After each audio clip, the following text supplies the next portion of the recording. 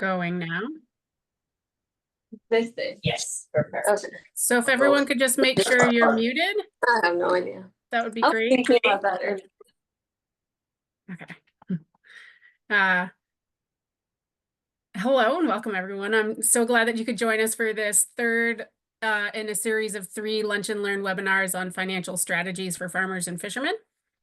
Today's talk is Discovering Financial Freedom, a workshop for farmers. We are excited to bring you this whole series with our partners at Fishing Partnership, the Carrot Project, GatherWealth Investment Management, and Land and Sea Together. My name is Susan Murray, and I'm the Executive Director of CMAP, an organization that's dedicated to preserving and expanding access to local food and sustainable agriculture in southeastern Massachusetts and Rhode Island through education, outreach, and advocacy. This and all of our workshops in this series are being recorded. We will be posting the links to the videos on our website, and I'm going to just drop that in the chat.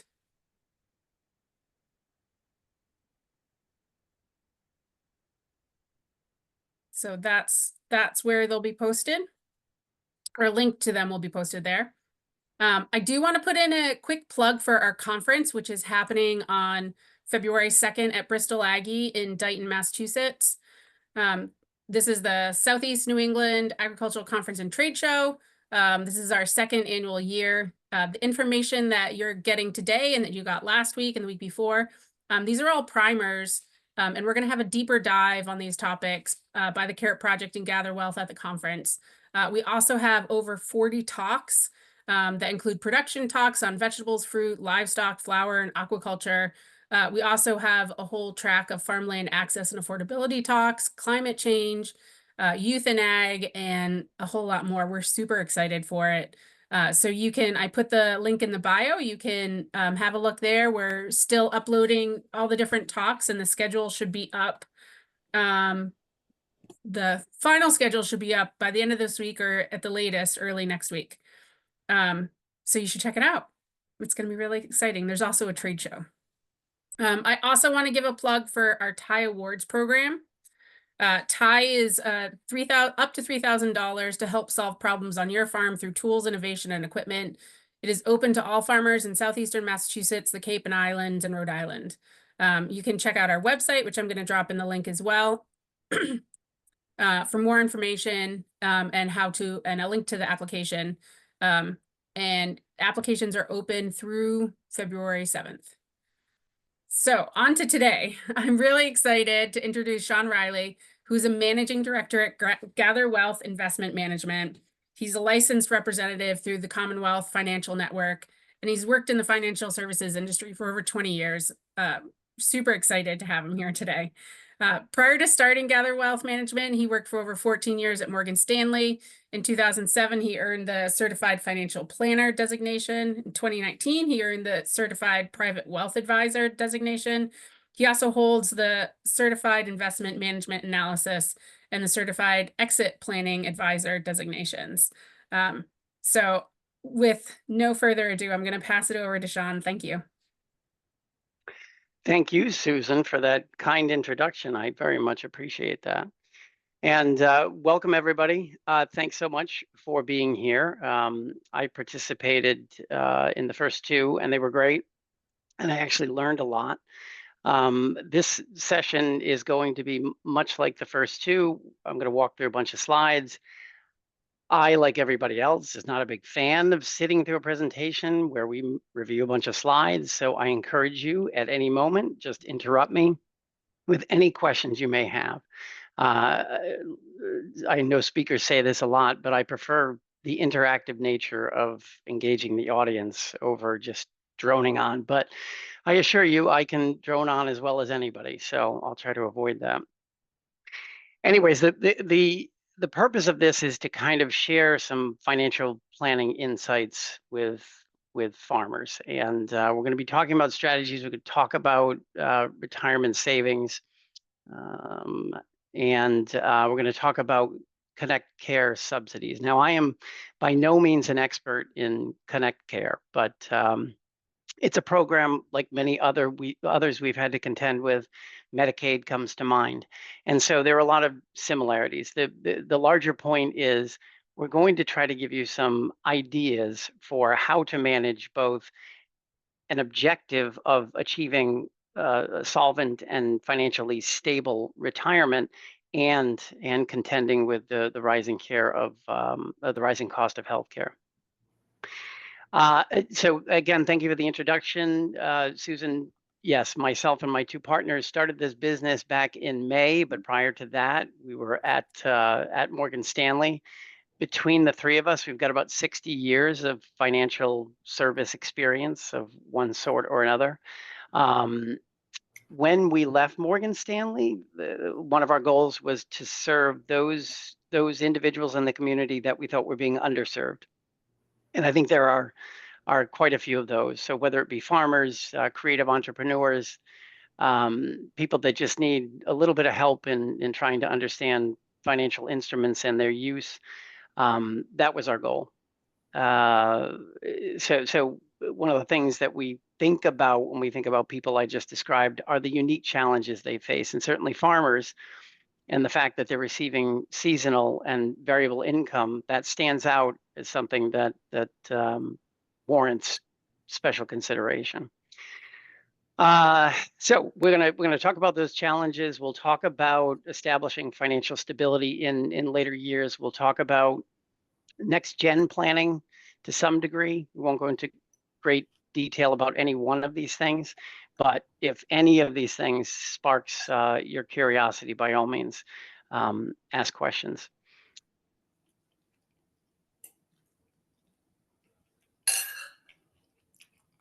Okay, so I'm going to start with the different types of retirement plans, and if none of these terms are familiar to you, we'll explore each one to some degree. If this is a bit rudimentary for you, my apologies, and we'll work through what hopefully will flow fairly smoothly. So one of the things one can consider based on the conversation we had in the past is the fact that there'll be years when the income received by this group is higher than prior years. And I know that the instinct in a situation like that is, as Susan explained to me, and as Jeff explained to me, and I believe Morgan as well, is to go out and buy a piece of equipment, thereby creating some tax deductible purchase, which can then reduce income. One can achieve the same aim by using a retirement plan, like a SEP. Now, a SEP is different than other plans, and there are a multitude of plans out there. We'll talk about each in turn. But for a SEP, the contributions are flexible. So if you think about the situation I just described, where people receive lumpy income or uneven income, seasonal income, a SEP does not require you to make contribution to it every year. In those years where you have additional sums of money, those are the years you can consider putting money into a SEP account. Now, just be aware, if you're doing it for yourself, then you must do it for all of your employees.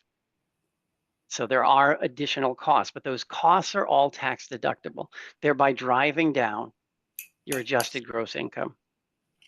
The contributions to a SEP can be relatively high. The rules are pretty straightforward. It's either 25% of your net income or $70,000. So there's a lot of latitude in there for putting money away. Again, contributions are tax deductible, and we're trying to reduce taxable income in any given year where we need to create both that tax deduction and some means by which we're saving for retirement. They're simple to set up, they're easy to maintain, and again, in those years where you've got additional profits, that's where this money can go. Now, the alternative to that is a solo 401k or a more robust 401k. It works similarly, right? Again, you can make contribution to it in those years where it's warranted or possible, but you don't always have to make contributions. The solo 401k differs for the fact that you can also add what is called a Roth component to it. So the difference between the two accounts is pretty straightforward. Traditional 401k, I take $1, I put it in there, I take a tax deduction for the dollar contributed, and then that money grows tax deferred. On the other side, and in retirement and on some future date, early to mid 70s, I'm obligated to take those dollars out, at which point they'll be taxed. A Roth 401k similarly gets funded with that dollar, but I've already paid tax on the dollar. And once it goes into that Roth bucket, it grows tax-free. There's no need to take it out at any particular time. You are not forced to do so because you've already paid taxes on it. But you can use this or some combination of these two things to diversify your income in retirement, thereby providing perhaps a stream of tax-free income and a stream of income which is taxable. And there is a rationale for doing that, but I won't delve into that right now. The cons, if you will, about 401ks, they tend to be a bit more expensive. There's additional requirements. If that balance grows beyond 250, you do have to file a form with the IRS. And so more expensive, a bit more complex, but warranted in certain situations. Finally, there are the traditional forms of retirement savings accounts, traditional IRAs and Roths, separate and apart from any corporate plan tied to a business. Any person living in this country can make a contribution to a traditional IRA. Now, whether or not that's tax deductible is something that's determined after considering the income that person collects, but everybody can make the contribution. Roth IRA, you're prohibited from making contribution if you make too much money, but there are procedures by which you can get money into a traditional IRA and then move those dollars to a Roth IRA. Again, what I'm describing now, separate and distinct from a corporate retirement plan. So there's no requirement that you make contributions on behalf of your employees. But these accounts are also limited in terms of the amount of money you can put away each year. It's between 7,000 and 8,000 based on your age. Again, all savings vehicles, all instruments you could use as you try to consider reducing taxable income and preparing for retirement.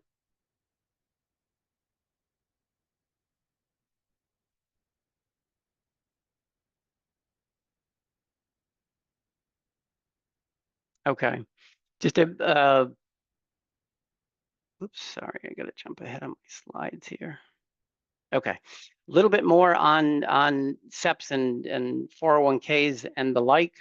Again, lots of flexibility, lots of opportunity to put big sums of money away. If you consider that 70,000 is a relatively large sum, I would say when it comes to the solo 401k and 401ks in general, there was a recent change to the law allowing individuals over 60 years old to make catch-up contributions on top of the contributions allowed for people who are younger. So if you are over 60, you can actually make a contribution of over $34,000 per year, and this has at least historically been indexed for inflation, over $34,000 a year into that account. I'm gonna walk you through a scenario at some point in this conversation, and you'll see the impact of compound interest on a sum of money growing each year for the fact that you've invested it in the markets.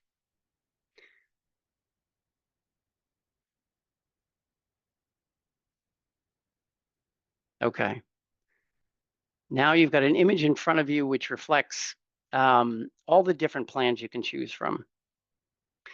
Again, I'm not going to spend a lot of time on a description of these plans. Just know that there's likely a plan that is most suitable for you in your situation based on circumstances you find yourself in. Do you have employees? Are those employees seasonal or are they more full-time? Is it just you and your spouse that are running a farm?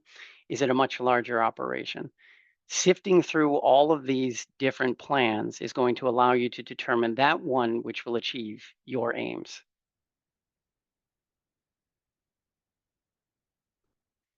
So when we were at Morgan Stanley, we spent a lot of time talking about emotions. And I say this to every person that sits across the table from us.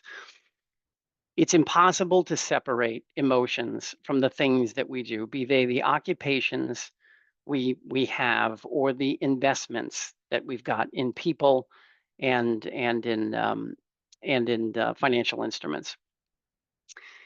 The people that work for you have lives, as I'm sure you all realize, outside of work. And one of the things that dogs a great many Americans at this point are the financial stresses many people are experiencing. Financial stress is that thing that causes someone to move from one employer to another in pursuit of even $1 more an hour. So when you think about the benefits of retirement plans for yourself and for your family, I think we should also consider the benefits it affords you as a business owner. It gives you a competitive advantage, right? In a tight labor market, if you're in competition for talent and you're offering something that other farm or that other business can't offer, then it's likely that you're going to have an advantage in that regard. Giving your employees financial security, that's a pretty big gift, right? It's a pretty generous thing to do, and I think that workers, at least this is what the studies show us, are more inclined to choose employers that are helping them, especially in industries where benefits like these aren't the norm. Um, it quite frankly shows you your workers the value of this enterprise, and gives them the sense that this could be a long-term relationship for them, which of course is ultimately good for the farm. It enhances job satisfaction, it reduces turnover, and again, by observation, we've seen that it increases productivity. So all of these things are benefits outside of the financial benefits one could receive by making an investment like this.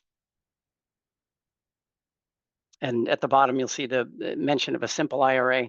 So simple IRA, we haven't really talked about it. Again, I won't talk a great deal about it, but it's very easy to set up. It does require matching when you've got an employee who wishes to make a contribution. SEP, I should have pointed out, is something that only the employer makes a contribution to. 401ks, both employer and employee, and then simple as well. Both employee and employer can make contributions, but there is an obligation that the employer has to match part of the contribution being made by the employee.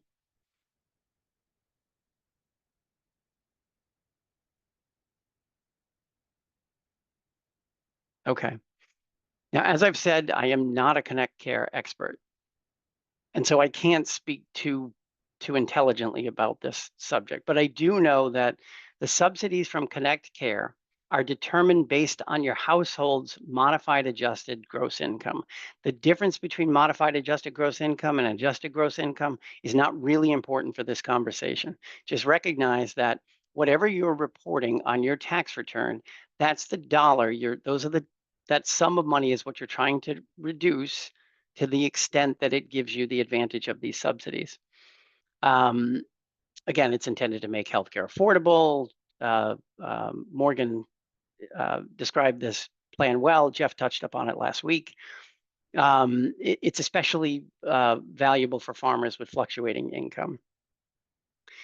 What else can I say about Connect Care? There are the income limits are adjusted annually. They may depend on household size, other factors, but in all of this, one of the things I would encourage is an examination, an annual examination of all of these programs and both your personal and your business balance sheet. If you are strategic about how you receive income, if, for example, you're timing your sales, you're delaying invoicing, you're purchasing necessary equipment in a strategic fashion to avoid realizing too much income, that's going to serve you well. You could receive distributions instead of salary from your farm, and again, there are advantages to doing that. SEP versus solo 401k, that's something that you'd want to work with a financial planner, financial advisor to determine what's in your best interest. And then, as we do on behalf of our clients, all of these recommendations should be vetted by everybody who has expertise in this area. So while we do, as a business, as a financial planner, a lot of tax planning, nothing that I do is not first vetted by a tax professional. So surround yourself with competent people, surround yourself with people who are both experienced and credentialed. And in our field, we describe it as a virtual family office. I don't know how it's described in the world of farming, but having those people, that select group of trusted advisors close by, you're going to avoid a lot of expensive mistakes potentially if you do that. And then records, maintaining records is not enjoyable for anybody. In my household, I'm the one responsible for it. I don't enjoy it. I do have a system that allows me to do it in a fashion that doesn't require a lot of time. And I think that's clearly an imperative. You're all working hard out there. You're all doing great work. You're all hopefully generating income for the household that sustains you and allows you to do the thing you love. Um, having systems by which you record inflows and outflows and potential income, it's all going to serve you well. Though I recognize it's not something that maybe every one of us enjoys.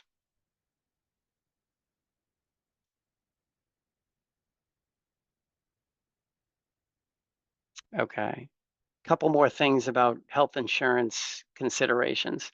So you've got multiple options out there. You've got Connect Care, you've got Medicaid. All of these programs, to my knowledge, have a coordination component to them, right? So you may be actually getting your benefits from two different sources. These programs can be state specific. Again, it's difficult to weed through all of the minutia around these things, but I think you're well served by adding professionals to your group of advisors and examining these on an annual basis. Farmers, as I'm sure you already know, can deduct the full cost of health insurance premiums for themselves, their spouse, their dependents. This reduces taxable income. It reduces your modified adjusted gross income. You're after those subsidies, those credits, which will reduce your monthly premiums. One of the techniques you could use is income averaging, right? Where you're smoothing out the lumpiness of your income for the sake of better planning and strategizing. I can't recommend enough. There's a slide that we show clients on a regular basis. Emergency funds have to be a top priority, right? I'm imagining in my head this slide that I have, which shows where your first dollar of discretionary income could go or should go, and that's in your emergency fund. And that emergency fund should be enough to hold you over for a period of time, be it 3 months if there's 2 people in the household working, or 6 months if there's only one. I've heard some argue that it should be 6 and 12 months in those two different situations, but emergency funds, incredibly important. And I recognize that a lot of this is probably something you already knew. What generally people seek us out for is determining how to prioritize these things. I've got all these retirement options. I've got all these financial needs. Which one takes precedent over the others? Open enrollment is a term that applies to the fact that there'll be an annual opportunity to change these financial arrangements. Take that time. We help a lot of people with the Medicare. If anyone's ever seen that Medicare booklet, which is about 3 inches thick, we help clients to kind of move through that to determine which benefits they should be considering and what costs they should bear to receive those benefits. I recommend that kind of plan review, that kind of examination during the open enrollment period.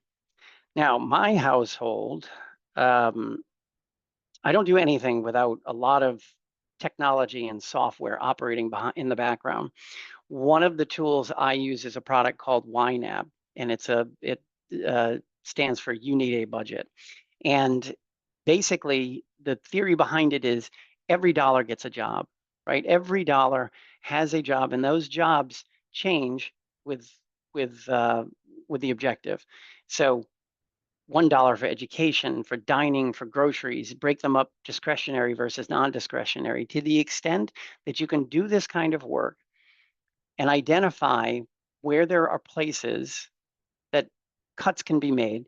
you'll find the answer to where is the money to fund what this person's talking about, right? Because that's what it is. Everybody is coming to the table that meets us and says, I don't know what my monthly spend is.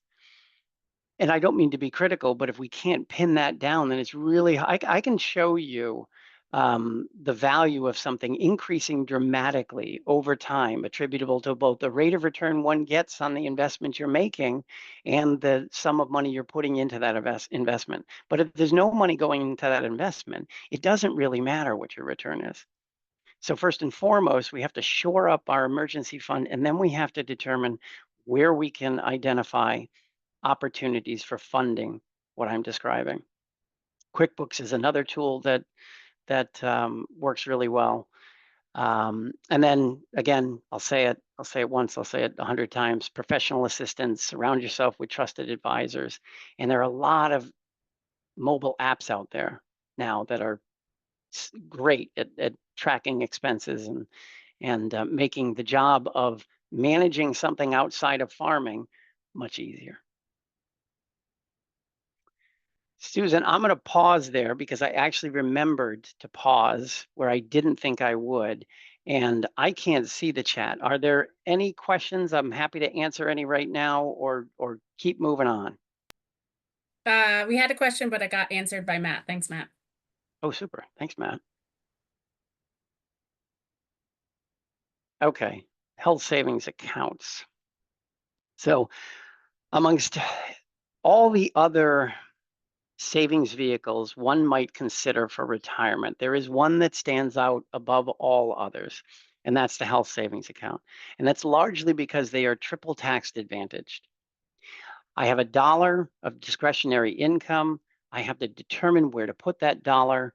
There is a schedule of prioritization, but all things being equal, the dollar I put into the HSA reduces my taxable income, grows tax deferred, and if used for healthcare on some future date, which everybody will need on some future date, it comes out tax-free. There's no other savings vehicle that works this way, to my knowledge. Tax deduction on the front end, tax-free growth in the middle, and it comes out tax-free. You can use it to pay for qualified medical expenses. You can use it to pay for, if anyone's considering long-term care insurance, you can use it to pay your premiums for health insurance. It's very flexible in that regard. So to the extent that you've got access to these, and you may not have access to them by virtue of the fact that you've got a healthcare plan that doesn't offer them, but if you've got a spouse who works off farm and they have benefits available to them from that other source of employment, it's something to very seriously consider. If you can't contribute to them after the age of 65, but if you're making your contribution, it's growing and compounding. It creates that, I referred to a diversification of income streams. It creates another income stream that can be used as you strategically try to manage taxes, because make no mistake about it, a nation that is $36 trillion in debt is going to have, there's going to be a knock on the door at some point, and it'll be the tax man, and that person is going to be looking to shore up the accounts, the deficit and debt. So just be aware, that's what we're trying to, when we're considering all this, primarily we're trying to win in the tax game.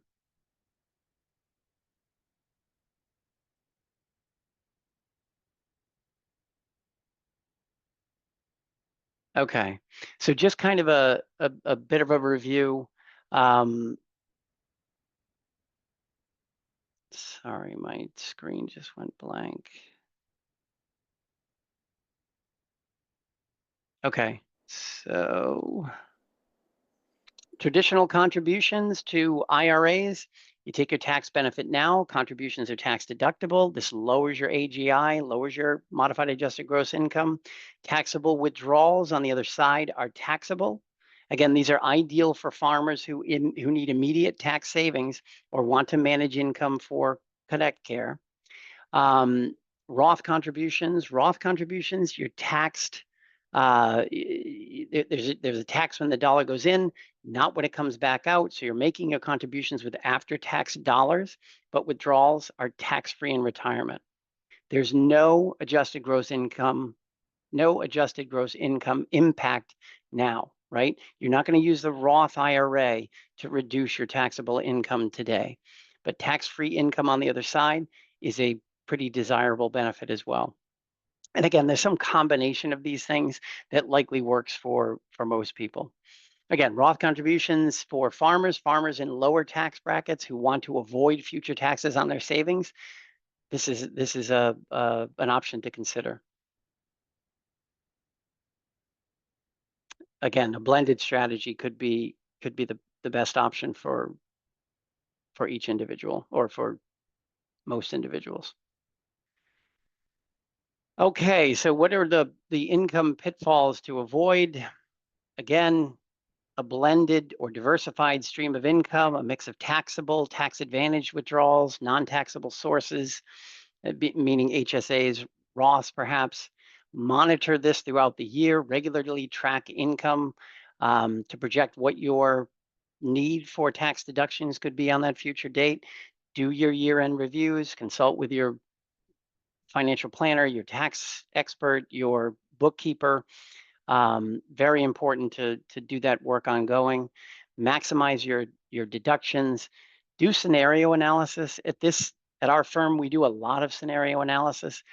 The truth about financial planning is there's no bright red line which delineates the right approach. There are a multitude of approaches, and if you're well informed, you'll choose the one that makes the most sense today, recognizing that tomorrow your situation could be completely different. There's this quote attributed to Dwight Eisenhower, which says, it's not the plan.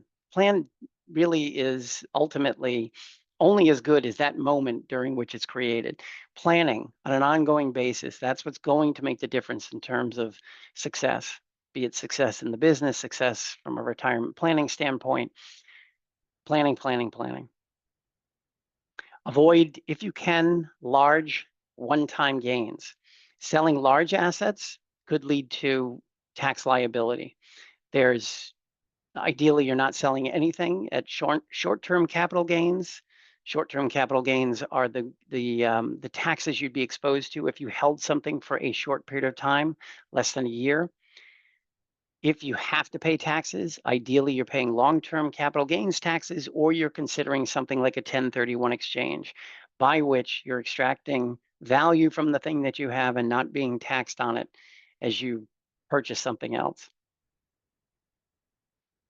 Couple of other tips: estimate quarterly taxes accurately, plan for the unexpected, and minimize non-essential income.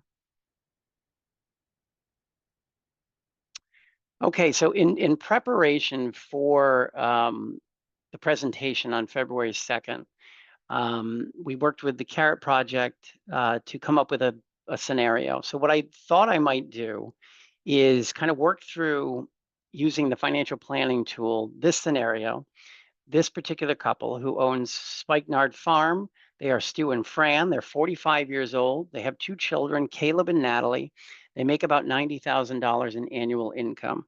So what I'm going to do is take you into the financial planning tool to illustrate the power of compound interest, to illustrate the idea that if we take the discretionary income we have at year's end and deploy it towards this retirement goal, seeing the impact on invested assets over time, among other things.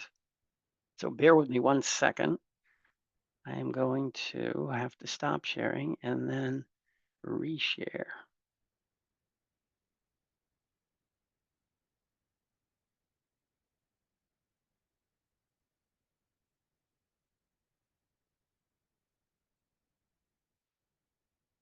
Okay, so Susan, could you just confirm that the new screen appears? I'm seeing it. Yes. Okay, perfect. Great. All right. So this is that family, and this is the illustration from the financial planning tool. So again, I don't think it's too uncommon a situation. This couple's net worth is just over $1 million. They are 45 years old. Stu is considering a SEP IRA. They have a primary residence. My apologies, that is not just Stu's. And they have the family farm, which has a value. They've also got access because Fran has non-farm income. She's got a job outside of the farm. She's got access to an HSA and a 401k, and she's partially funded these things, or funded them to some extent to this point. Their goals are pretty straightforward. I'm not going to talk about education goals or asset purchases for now. I just want to focus on their interest in retiring at the ages of 67, which, by the way, for this couple is the age at which they'll receive a full retirement age benefit from Social Security, assuming they've paid into that program. Their monthly expenses in retirement are a modest $4,276 a month. One of the things we do, and for all our clients, is we talk about annual retirement healthcare costs. So if the retirement monthly expenses are inflating at between 2 and 3%, healthcare is about 5 to 7, right? It's much more expensive, and it becomes a larger part of our budget the older we get, because we need more healthcare the older we get, and the costs are rising more quickly. And then we're also considering, at least for this couple, that situation where they may need long-term care on some future date, right? And I'll just expand this for a second to show what that care looks like.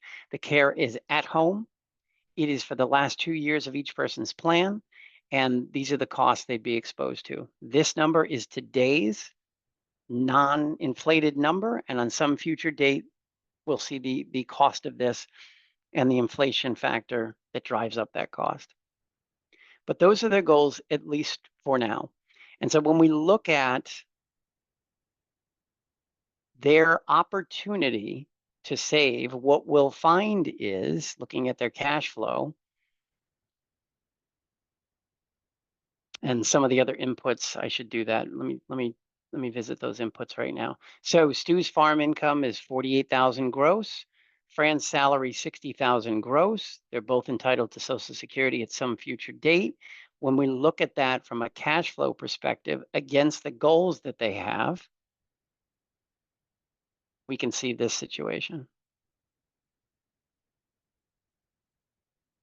Actually, I want to change that. Yeah, I'll leave that for that. Okay, so they actually, after their expenses on a monthly basis, have a pretty healthy additional sum of money. Now, this isn't everybody's situation, and I use this just by way of example, which is not to say that, you know, this is rational spending or irrational spending, but at least in their case, they've got additional monies at the end of each year. When we examine what can be done with those dollars and how they're saving at present, we can tinker with all of these variables. Let's say Stu gets serious. Let's say there's $19,000 that they have at the end of each year to make contribution to SEP, combination SEP HSA, right? So Stu says, all right, I'm going to put $10,700 in pre-tax money into this account. Let's assume Fran can increase her and you know, we'll only know if she can do this if that cash flow allows for it. But let's say there's a match in Fran's 401k. She's getting a 3% match on the dollars she puts in. So we're going to make sure she at least leaves no money on the table. She gets that 3% match. And then the HSA at present allows for an $8,300 contribution for a family. An individual is different. It's half of that, but for a family, it's $8,300. So we'll max that out. When we do that, we want to take a look at at what our interest compounding on our sums of money are. And if we look, there's two shaded areas here, blue and green. The blue is if we didn't deploy those dollars in this way, right? And the amount of money it would have grown to over the course of the rest of Stu and Fran's life. Because we made those adjustments, there's $2.8 million more in the end. Getting to retirement, getting to that age where we're 67, moving into retirement, we've got $409,000 more for having considered the SEP plus HSA plus 3% contribution to 401k.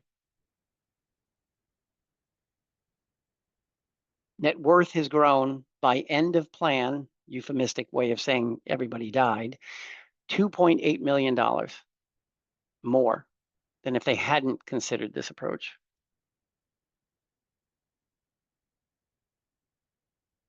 And there's more that could be pointed out, but I think the larger point is there are things that can be done today and if done consistently over time, dramatically improve outcomes. Okay, Susan, any questions about that? I don't see any questions yet. I think there's still a lot of digesting. Understood. Okay. All right. And I'm going to wrap it up here really quickly, I think, is what I am doing. Yes. I'm just going to share what the other presentation. Bear with me one more second. Share. And Susan, if you could one more time confirm. Oops. No, that's not it. Yes. Share. And 2. Can you just confirm we're back on the case study? Yes. Awesome. Okay. Next steps for you, perhaps determining the right type of account, be it traditional IRA, Roth IRA, SEP IRA, solo 401k. You'd want to choose if you do go this route, you choose a financial institution with whom you could do this work. You pull together your required information, that's identification, social security numbers, EIN, complete an application, and then you're going to fund the account. After that, you're choosing investments, and based on your risk tolerance and your objectives, you're going to do your best to maximize contributions for the sake of the difference in outcomes I just illustrated. And again, for farmers with variable income, I think in here somewhere is something that can be taken advantage of, an instrument that could be deployed strategically for improved outcomes. All of this is made better with good organization and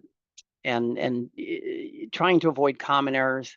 So I read a lot about Warren Buffett and Charlie Munger, and they're very humble. Charlie's no longer with us, but they're very humble human beings. And what they both said is, it's not that we're the smartest people in the room. It's that we take our time, we study carefully, and we try to avoid mistakes. If you just avoid more mistakes than find yourself exposed to mistakes, outcomes tend to be better. Claim all deductions and credits, and have a good accountant. They're particularly important. And that's it. And it's 12:44. So I will pause, and if there are any questions, I am happy to answer them. Yeah, so feel free to take yourself off mute and ask, or if you're more comfortable, you can also put it in the chat as well.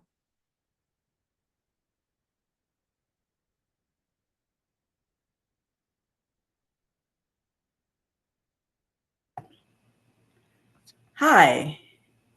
That was, can you hear me? Yes. I can. Okay, great. That was wonderful. Thank you so much for that information. I really do appreciate it as a farmer. You bet.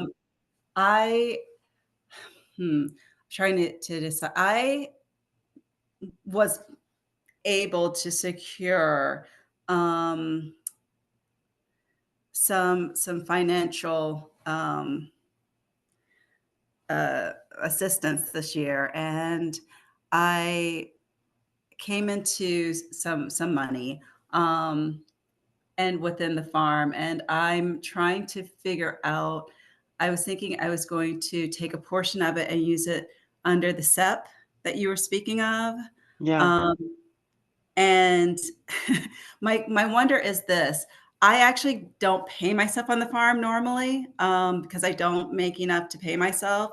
So can I use the SEP option if normally I haven't been paying myself?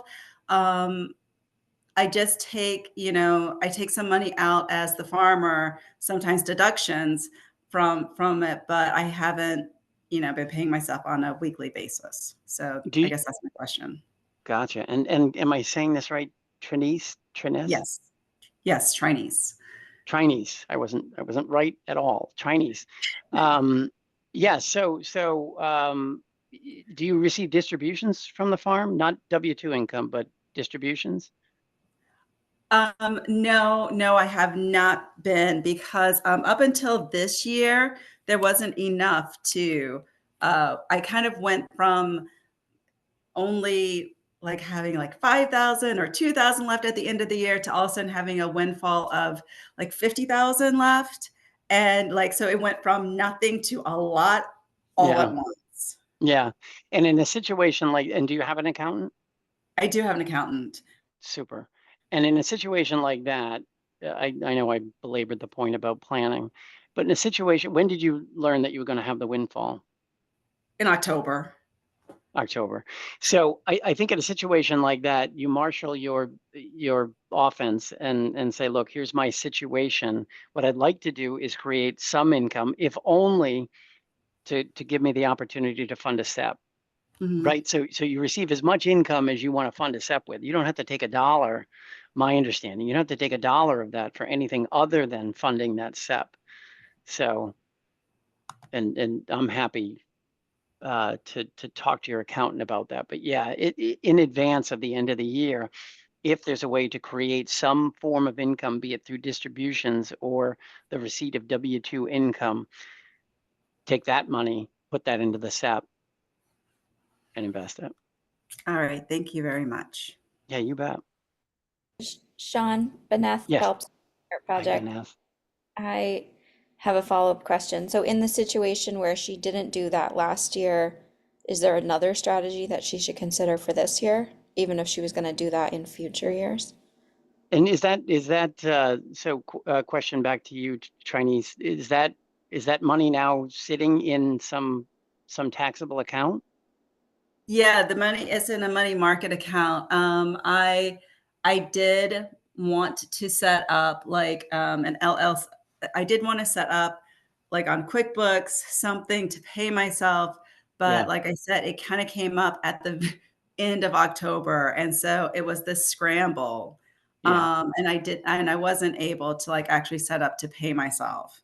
yeah. Um, And I think, Beth, you're absolutely right. So you've got this pile of money sitting in an account. Is there a way post the end of 2024 to yeah. make that appear as income for the sake of funding the SEP? And I think the answer is yes.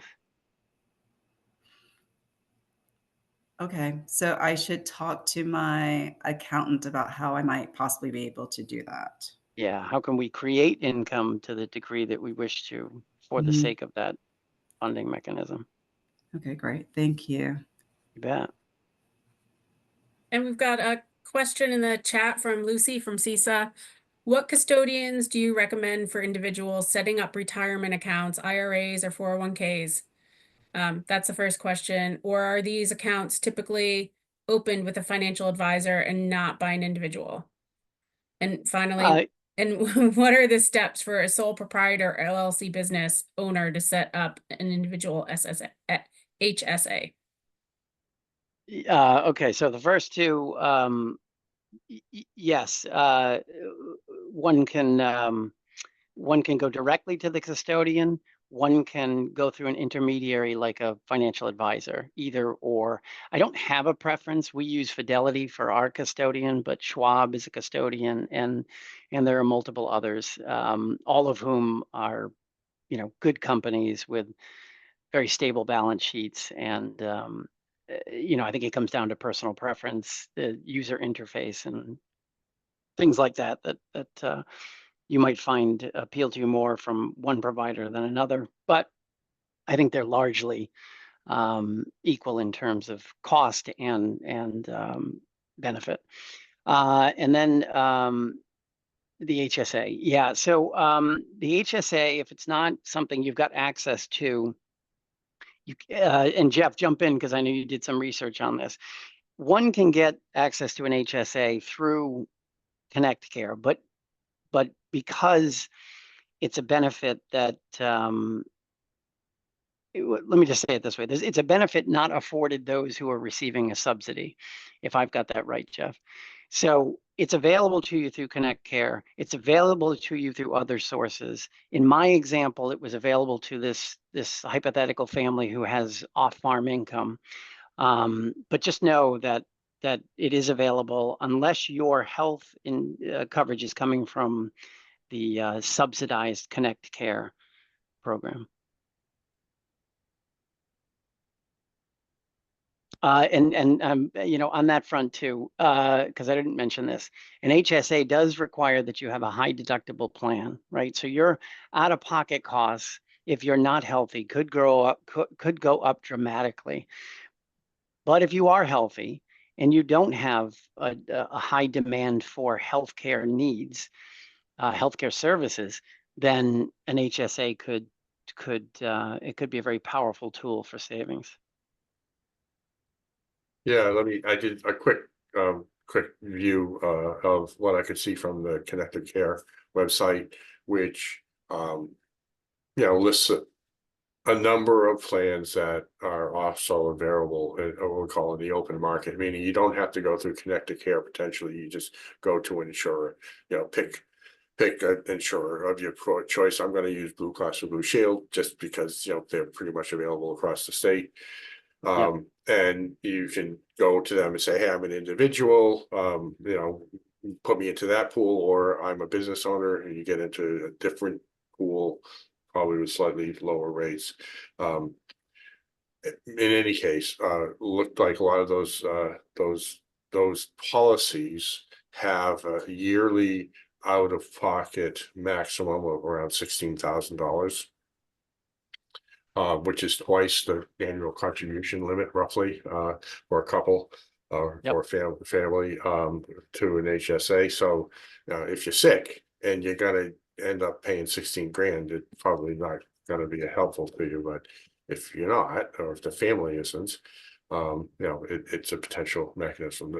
So that's the direct answer. Again, the inferred answer is there are options out there. I haven't had a chance to look up any names of potential brokers, but there are health insurance brokers. Sometimes you join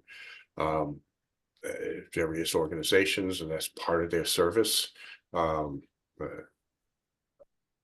time I looked was a number of years ago, so I can't draw on any current knowledge to advise you, other than to say there are mechanisms to not use the connector as a avenue for health insurance brokerages that might provide slightly different rates and slightly different options.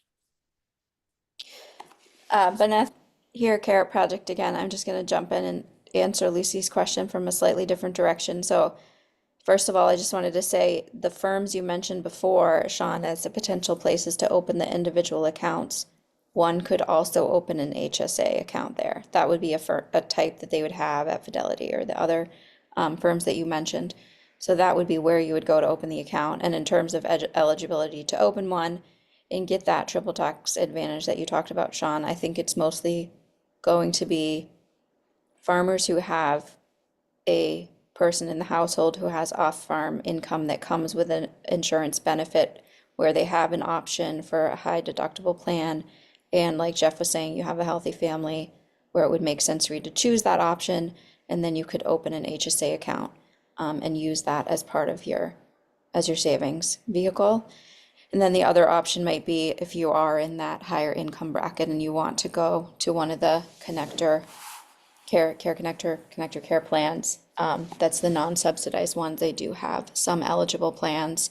And then the third option that Jeff said is if you're healthy, you might find a comparable or even cheaper plan just in the public marketplace outside of Connector Care through an insurance broker. So I hope that's just helpful, additional clarification. Thank you, Banath. Lucy, did you have any follow-up questions? Hi, yes, I'll come off video.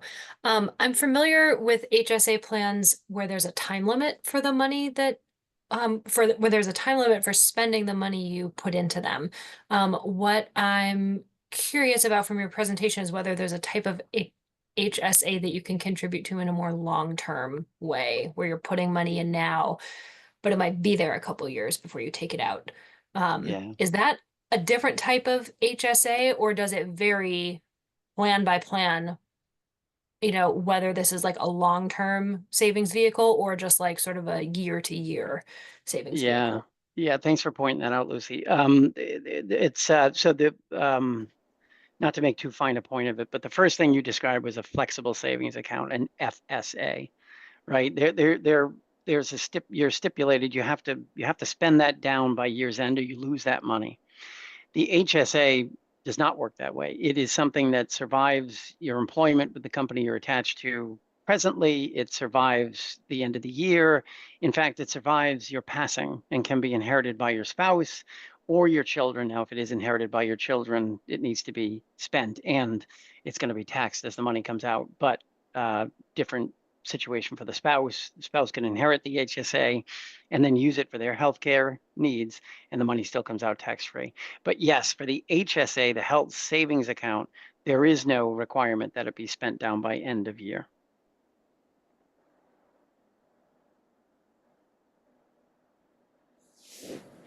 John, I have a question. Are there any pre-tax contribution options for the emergency fund that you spoke of, other than, let's just say, an HSA could be a potential emergency fund?